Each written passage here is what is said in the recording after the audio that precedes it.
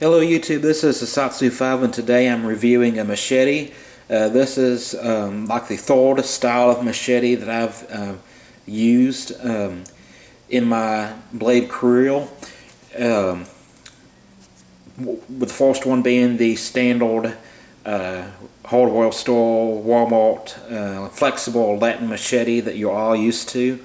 And I have nothing against those. They work very well. The second machete that I've used was the cold steel kukri machete.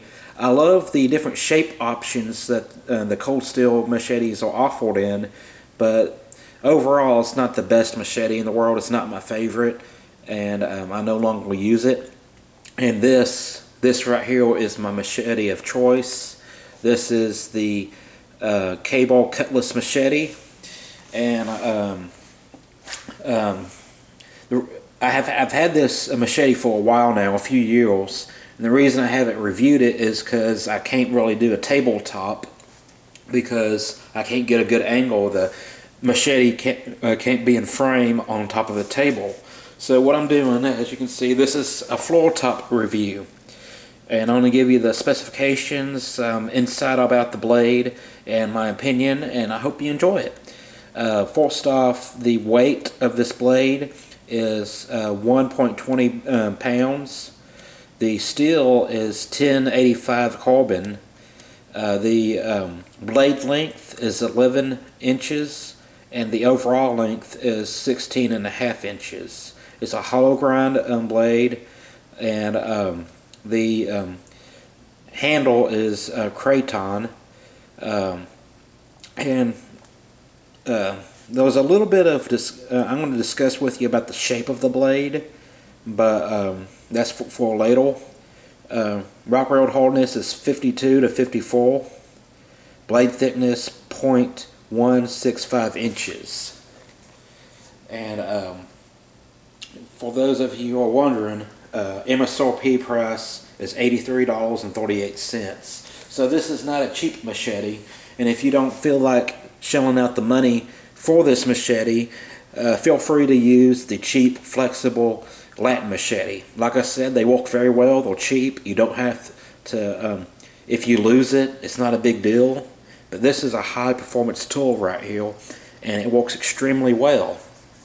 And first off, I'm going to talk about kind of the history of this blade, where it came from, and how it got its name, or how I think it got its name. There's a little bit of speculative history there, but I'm about to get in on that. This knife, before this blade was a machete, it was a camp knife that Kabar came out with. This is the Kabar camp knife. It's been discontinued. Craton handles, has the iconic Kabar handle, made in the USA. By the way, this one's made in Taiwan, and this is 1095 steel. And this is the Kabar camp knife. My brother got it at a pawn shop, and he loves it. And he will never get rid of this blade. I've tried to get it off of him several times, and he's going to keep it. But we found out that Kabar came out with this Cutlass machete, and as you can see, they're pretty much the same blade shape. So this is the big old brother of this. Now, they call this the Cutlass machete, and on the website when it says blade shape, this says Cutlass. Now, I've contacted Kabar about this name. I was like, well, you know, why do they call it the Cutlass machete?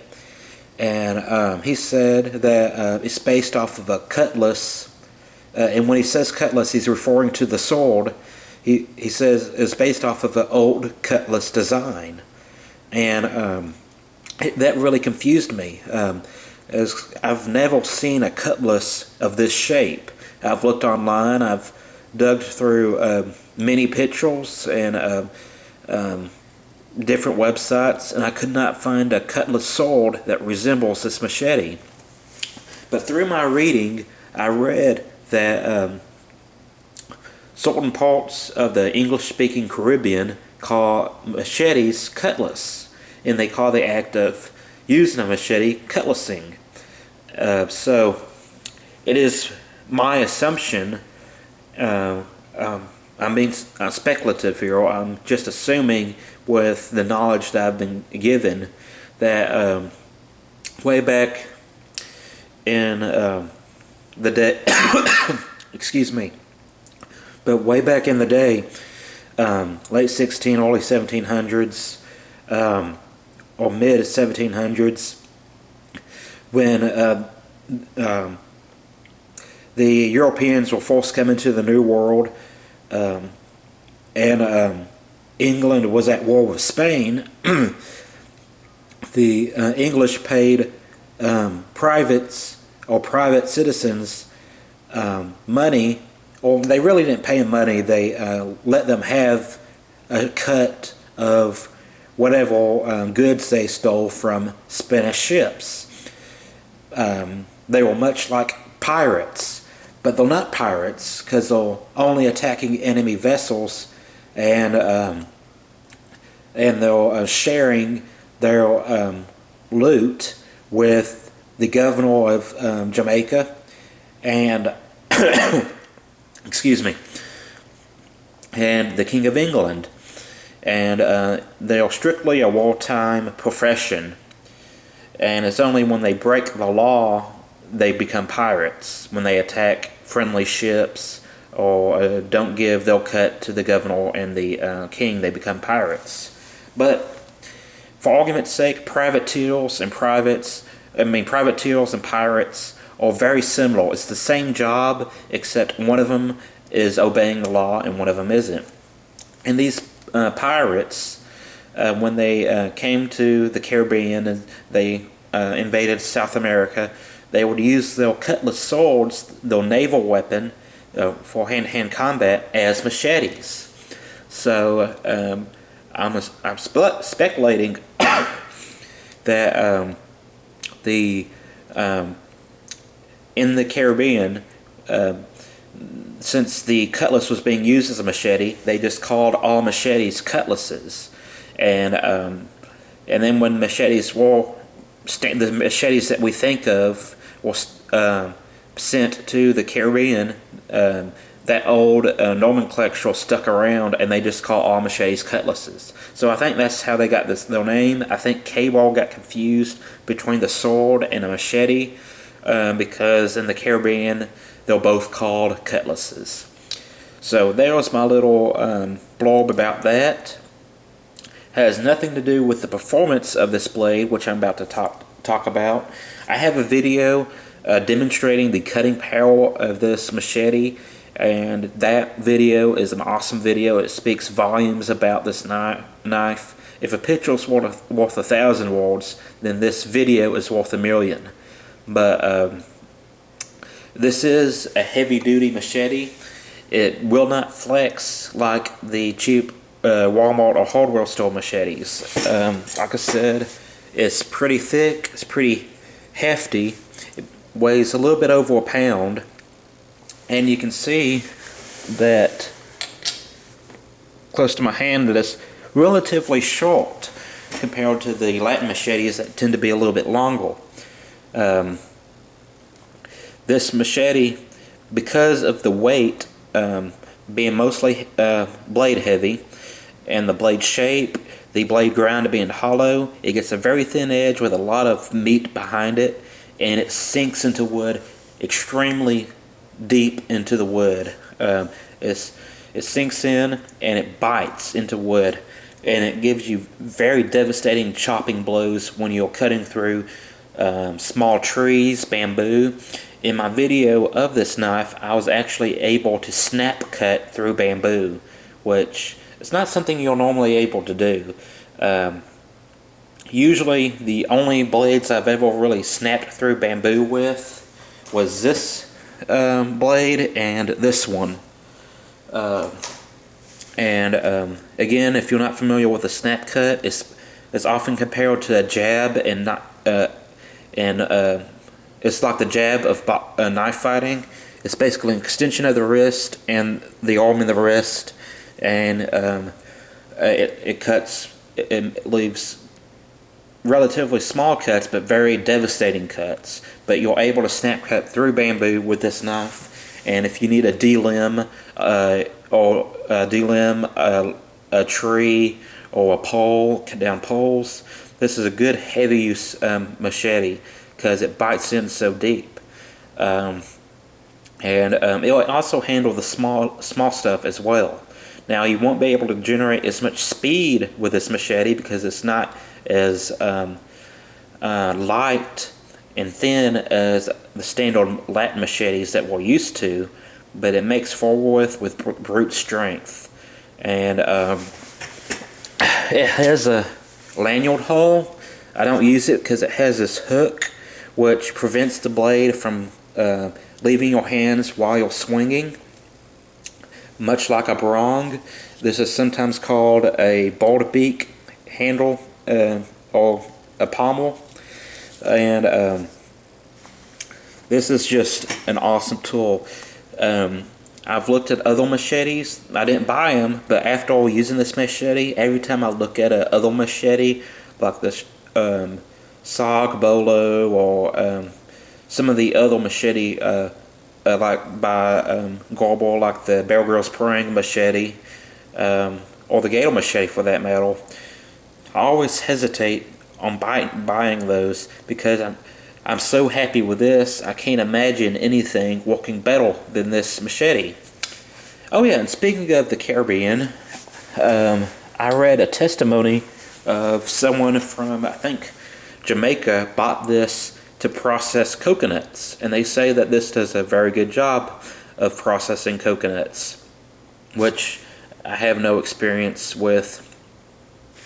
I tried busting open a coconut once, well, a couple of times, but once out in the just one that I found on the beach, and it turned out to be rotten, and that was just horrible. But back to the machete. This is a beast. Just saying. Some cool features about this machete that your average hardware store machete doesn't really come with, at least in my experience, is a good sheath. This is the sheath. It's a combination of leather and ballistic nylon. Leather on the back, ballistic nylon on top. You have button snaps, and how this works is you just put it in a slit, and you just push it in, you snap it. It moves in the sheath. It's not very snug, but it's not going to come out unless you want it to come out. Also comes with a dangler belt loop. You got some rivets there, a D-ring, and this loop that just kind of flops around. You also have this plastic D-ring at the bottom of the sheath where you can tie it to your leg to prevent it from flapping around. Again, if you want to extract the knife, you just unclip these buttons, pull up, or pull back and out, and you got your blade. Like I said, this is my favorite machete. If I ever go to the Amazon or the jungle, this is coming with me. It does well with North America's woods, as far as cutting pine, oak, and stuff, processing trees. But we also have a good bit of bamboo in East Texas, and like I said, it can snap cut through bamboo. So I imagine it'll do extremely well in jungle environments where there might be bigger bamboo or different hardwood trees and such, or wattle vines. Now keep in mind that this knife is carbon steel, so most of the blade, I would say 99% of the blade, is coated with a coating, but the edge isn't. So if you do plan on taking this in very humid environments, which East Texas is very humid, probably not as humid as the Amazon, but it's still pretty humid, you will want to oil that edge so it doesn't rust off. And that's about it. I have a little bit of experience. K-Ball has, I think, 3 different machete designs that use this style of steel blade thickness and hollow grind. And they have the Cutlass machete, the kukri machete, and the grass machete, which the grass machete is more like a Latin machete, but it's built like this, like a tank. But I have a little bit of experience with the kukri K-Ball machete. My cousin has it, and he loves it. I played with it just a couple of times out in the backyard, and it seems to be on par with this Cutlass machete. So, if you're a person that loves edged tools, if you love blades, and you demand a high-performing tool that gives you what you pay for, this is the item to buy. Let me repeat this again. This is not a cheap blade. It's around 80 bucks, but you get so much performance out of it, it's going to last you the rest of your life, and I think it's really worth the money.